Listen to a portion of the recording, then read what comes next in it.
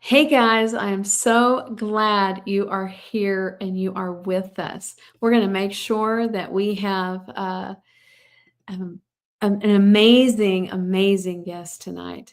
And we are waiting for Instagram to reconnect. Yes, technology, gotta love it, huh? My name is Bren Harris, and I am so glad you are here.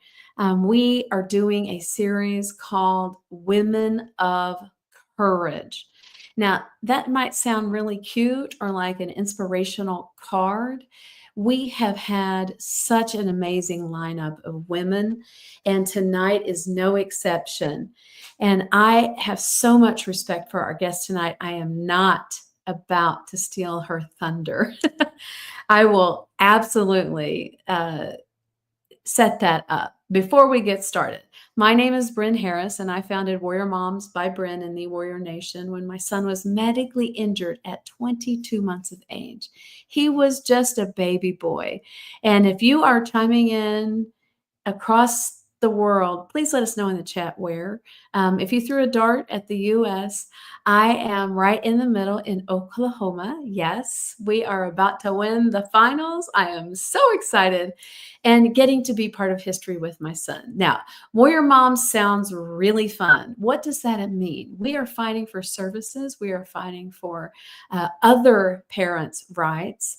My son was medically injured, and we have walked through hell. Now we walk through it like we own the place, and you can too. Our mission right here at the Warrior Mom and the Warrior Nation is to take water back to those still in the fire. And just a little, pull back the curtain, let you see behind the scenes. This is how it started. He was just a baby. We had, in the military, we call it PCS, Permanent Change of Station. And we moved back to the States and lived with relatives. Yes, that house has not been redecorated since the 70s. And we stayed there for several months while we did some home shopping. And I founded Warrior Mom sitting at that table, working on my computer, drinking my coffee, nothing elaborate, nothing extreme, nothing extravagant. It was a vision and a mission and a calling to walk in purpose. Now, fast forward to today. My son is 6'1". He towers over me. And this is him on a recent medical trip out of town. You can see he has the big ear defenders on. And we have spent the last 5 years detoxing and getting his body healthy so that the body can heal. Now, again, if you're just joining us, we have an amazing guest tonight. Please let us know in the chat where you're chiming in from. We've got Florida in the house, Georgia in the house, Seattle in the house, and Tulsa in the house. Tulsa's just down the street from us. We have Illinois in the house, and we have Florida again. Guys, we are so thankful that you are here. It is not an accident. It is not, oh, I think I'll just click on this link. You are here for such a time as this. And we here at the Warrior Nation want you to know, hear me, warriors. I see you. I hear you. You belong here. So without further ado, please welcome our amazing guest. And I think you're going to really love this. Sarah, did you make the live? I'm here. How can you hear me okay? Yes, beautiful. Thank you. Awesome. Thank you for having me. I'm excited to be here. We had such a good time in May. So I'm happy to be here again. Well, we are so happy to have you back. Now, we did not have enough time in May, and I wanted to make sure that our audience knows exactly who you are. Can you just take a few moments and share who is Sarah Walker? Sure. Okay. Well, I'm Sarah. I am originally from Australia. I grew up in Australia. I ended up moving to the States when I was around 25. So I've been here almost 15 years. Wow. Lord. I am a millennial mom of 4, all children under the age of 7. And that's what I do. I am a stay-at-home mom, which comes with all of the titles that are listed underneath that. And I love it. We're in Florida, and I live here with my husband and obviously our beautiful children. And yeah, I grew up in Australia on a farm out in rural Australia. So I've had a little bit of a unique experience in childhood. I love to share that with people. They always find it so fascinating, farm life. And yeah, I don't know what else could I say. I don't know. It's a hard question. Who was Sarah Walker? I'm still figuring that out. I believe you are an amazing example of what a woman of courage is. Farm life in Australia to the hustle bustle of the major metropolitan city in New York, and now you live in Florida. Mhm. And you have been such an inspiration to me, and I want to make sure you know that. Oh, Every thank you. time I watch your social media, I learn something new about parenting. And by chance, and it's okay if you don't, but do you have a life scripture, a life quote that embodies being a millennial mom of four and doing it with grace and poise and strength? I do have probably I have a couple. I have two main ones for me personally. We all can be really hard on ourselves, and I'm a recovering perfectionist. So, one of the things that it's been years, but done is better than perfect.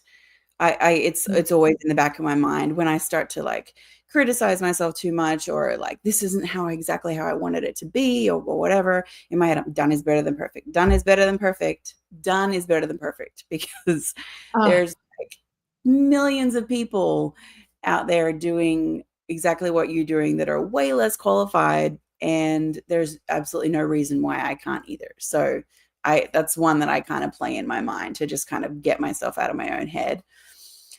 And the other one is I I go back and forth on whether I could share this because I don't know whether you would. It's not is it a curse word? I'm not sure. The debate is out. But this one is, I say to myself when I'm unhappy with something, if I'm being too hard on myself, I say, uh-huh. Sarah, remember, your half ass is somebody's whole ass. It kind of just like, I'm like, and not that I don't like showing up less than, and I think I'm very hard on myself. So those two things kind of get me through. I'm just like, Sarah, like, come on, like, just get it done. So I don't know. I might regret sharing that second one, No, but I love both of those because we're real here. We're here. Hey, we don't have all the answers, but done is better than perfect. And Mhm, our half ass is someone else's whole ass. And mhm. I believe that showing up is half the battle. Yeah, it really And is. just show up. Our children don't need perfect. They just No, need a mom. they really don't. Yeah, that's beautiful. Thank you so much. I You're love getting to know the mom hacks that other moms have. That's beautiful. Um, Now let's fast forward. You okay. have such amazing success professionally and personally. What's one major thing that has changed before becoming a mom? And now fast forward, you have four children, 7 years and younger. What's one positive change that is different about Sarah Walker before children and now as a millennial mom of four? I think that before having kids, I would have considered myself a pretty um, selfless person.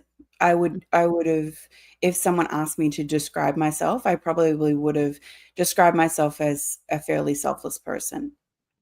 Fast forward to having kids, they will really show you in brutal ways how selfish you really are, Mm, and how much of a selfless act like motherhood is and parenting, because you're showing up for this amazing human that you have created. Now four of them, you're spread thin, mhm.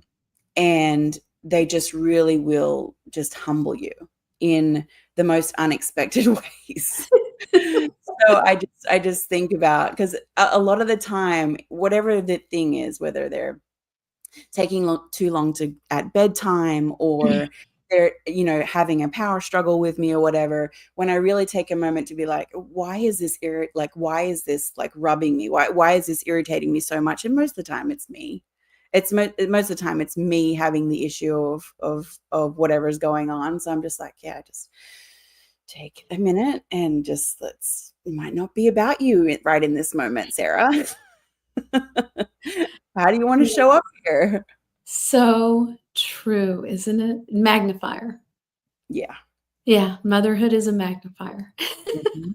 Absolutely. Well, you make it look easy, so we forget that you have real human moments too, and that is so refreshing. So thank you for being willing to unzip your heart and show us a little bit. Hey guys, if you're getting value, let us know in the chat. And if you're on the live, put an L. If you're on the replay, put an R. We are talking with Sarah Walker, millennial mom of 4, and we are really diving into a subject that is amazing and informative. And we're here to just pull back the curtain a little bit and let you know decision-making process, making decisions for the children we love, and walking in purpose and championing our calling. Now, Sarah, you and your husband are wildly successful. You decide to have children, and you didn't go the traditional route.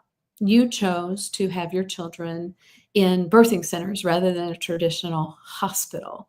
Mhm. If it's okay with you, we would love to know what was that decision-making process, and how did you guys arrive at that decision? Yeah, sure. Yes, so I am incredibly blessed to be able to have all 4 of my children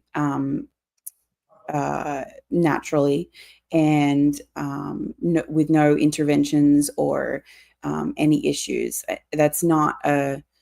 Um, that's not a small thing.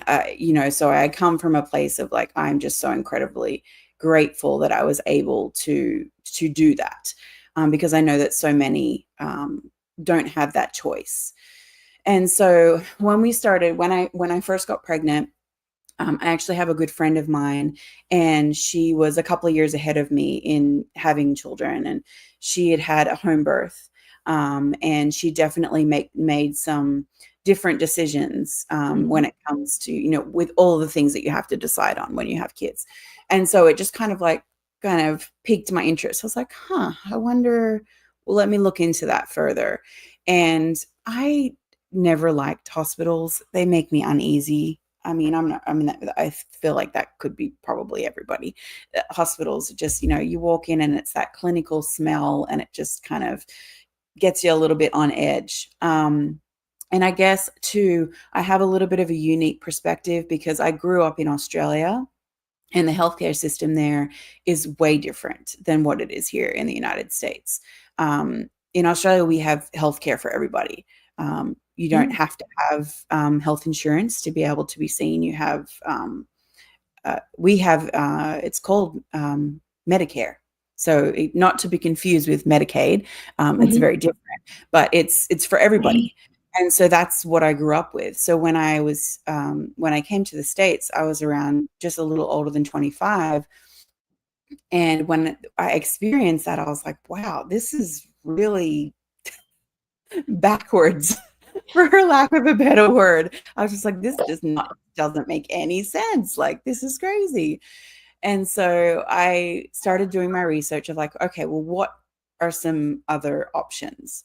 Mhm. And I actually stumbled across a documentary called The Business of Being Born.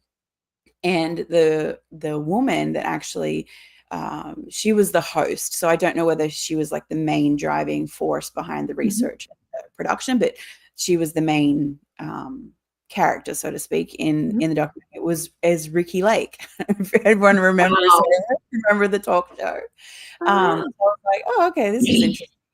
So I gave it a watch, and it had some really good information, and it just kind of opened my eyes about how with the American healthcare system. And when you're in hospital, a bed is worth this much, and it's all about turning those beds over. And it really is, um, you know, and I say this because I know that there are amazing doctors and nurses that the important part is the patient to them. But to me, it felt like the healthcare system as at large, the number one person wasn't the patient. It was more the money. And so that made me kind of like nervous, like, well, I don't really want to be somewhere where my best interests aren't like the first and foremost most important thing. I don't want any other motivated opinions to influence, my experience or my decision making. So I was way too nervous to do a home birth, and so I settled in the middle, and I did a birth center. And I'm so glad we did. The birth center that we had was amazing here in Florida, and like I said, I've had all 4 children there. To the Kingston and Faith both had the same midwife deliver them. They were all born in the water. I did a water birth, and it was just amazing. Like I mean, don't get me wrong, it was the hardest thing I've ever done in my life. And it was extremely painful, but it was also amazing. True. Yeah. Let's not forget that part. But, and when you Google like home births or birth center births, the videos that you see, because I've watched a lot of them when I was ready to have Kingston,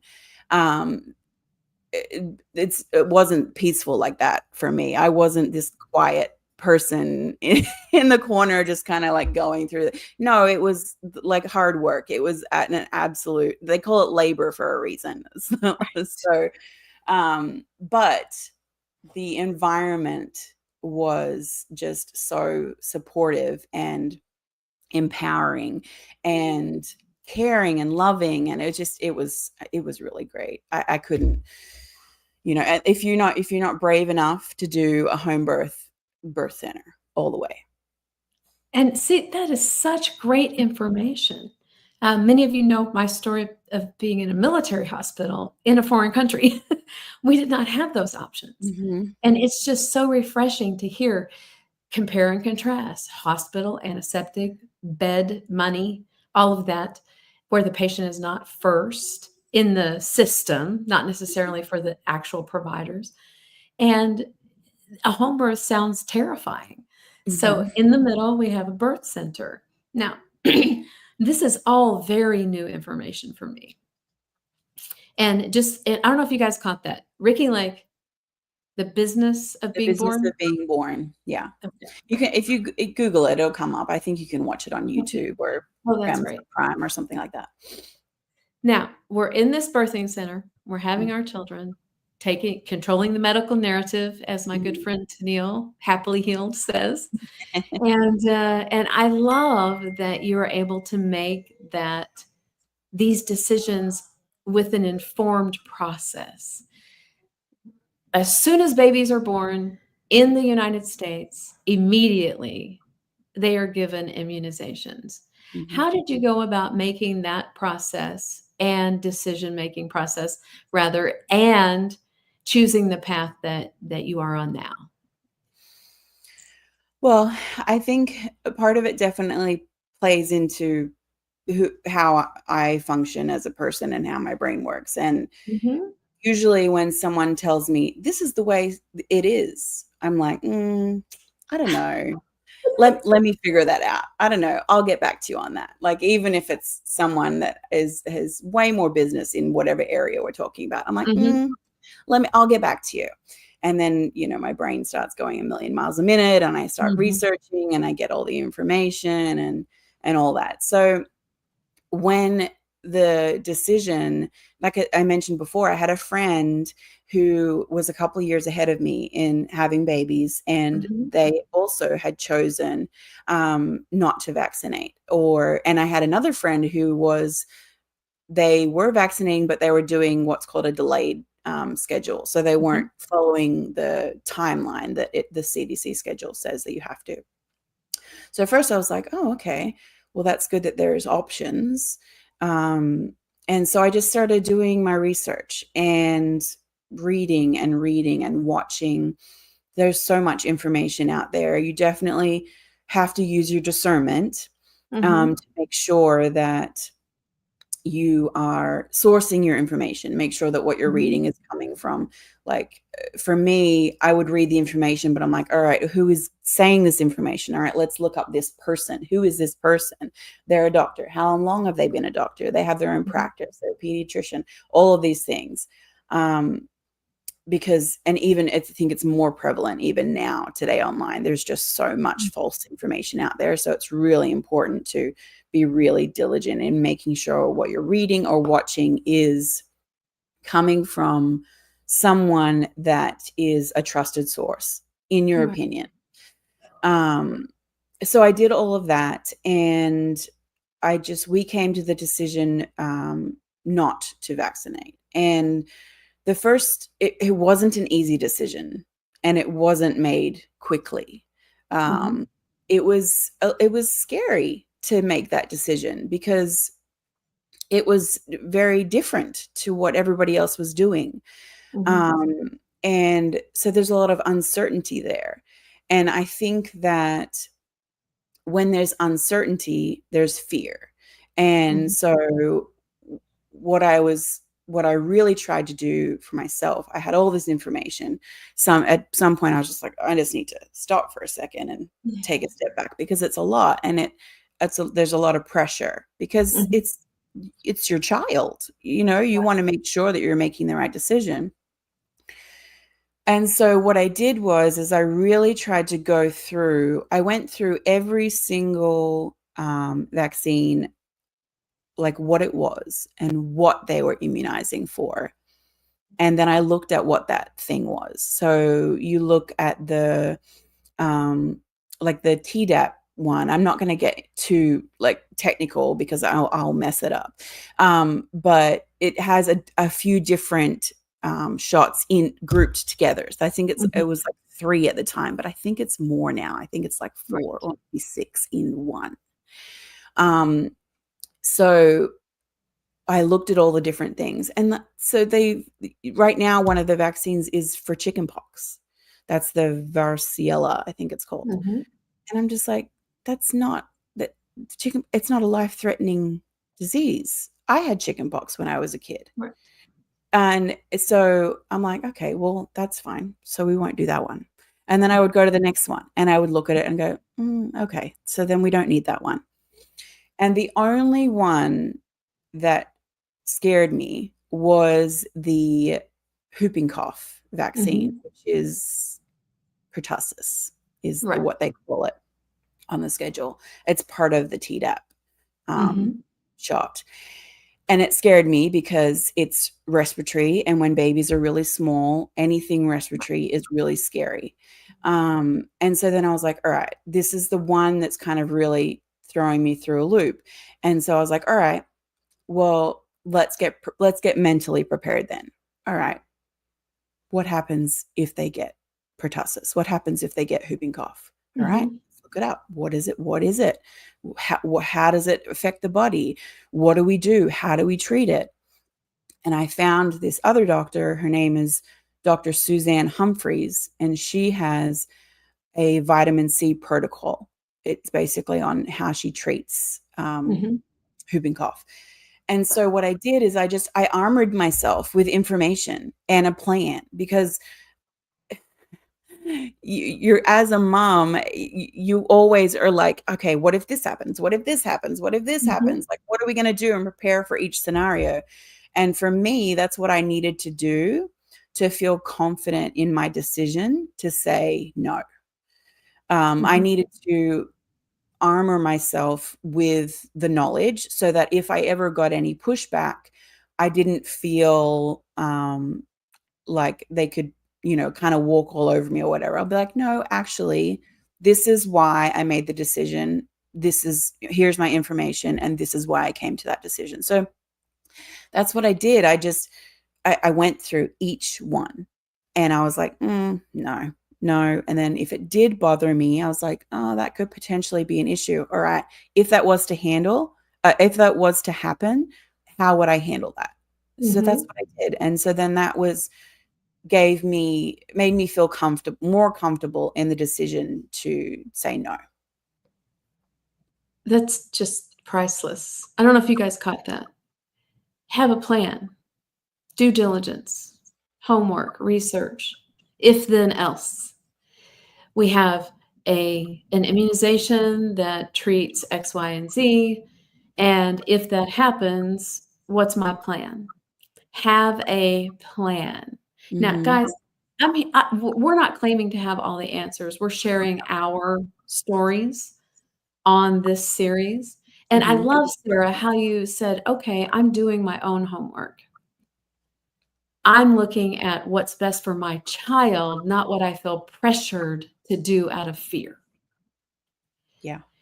Jump in here if I'm not Yeah. communicating this or I recapping think this well. one of the things, and so I have this conversation, I wouldn't say often, but it wouldn't be rarely because, there's always people around that are having babies and, people talk and they know what, have a certain idea of how you do things. So they want to know, they want to ask questions, which is great. Um, and one of the things is, whenever I'm talking to a new mom, I'm never like, you should do this. This is the way to do it, whatever, because that's not my business. That's not my decision to make. Mhm, Um, I simply just share my experience. This is what mhm, I did. This is why I did what I did. This is how I got the information to come to the decision to mhm, what I did. And I just give it all to them. And I just say, look, this is your decision.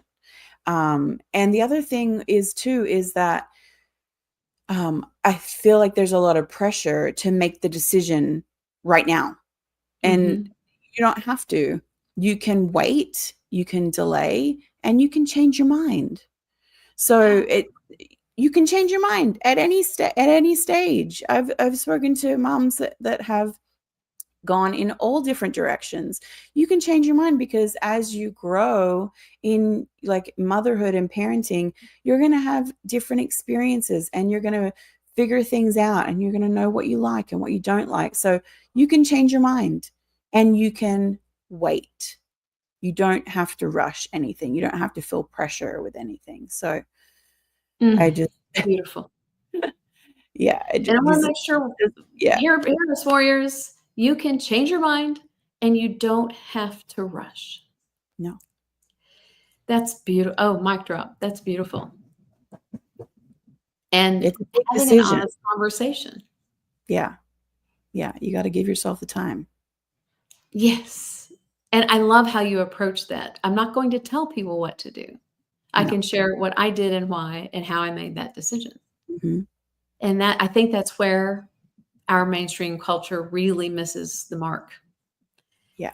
We're not here to say do this or that. We're saying here's our decision making process. I Mhm. love how you do that. And you're sharing and pouring into new moms that are feeling that pressure just like you did. Yeah, Oh, absolutely. beautiful. Now, let's fast forward just a little bit. How do you address vaccine exemption with schooling? So we are in the state of Florida. Mhm, And so the state of Florida allows for a religious exemption. They also do allow for a medical exemption. So if your child has any sort of contraindications that would um, maybe put them more at risk, then mhm, that's something. Medical is probably a little bit harder to get because obviously you've got to have, um, you know, I don't know exactly, but I'm assuming you're going to have some sort of paperwork from your physician to do mhm. so.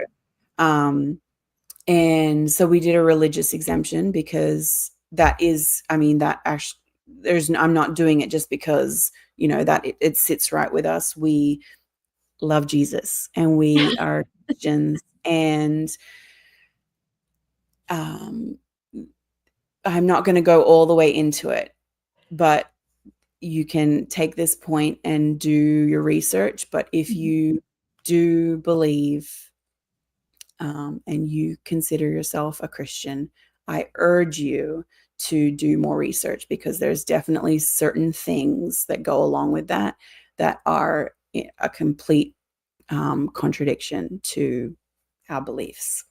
So, Florida allows religious exemption. I'm pretty sure there's only about 5 or 6 states that don't allow religious exemption. I know New York is one of them. I know California is one of them, but I think it's about 5 or 6. So that's how we do that.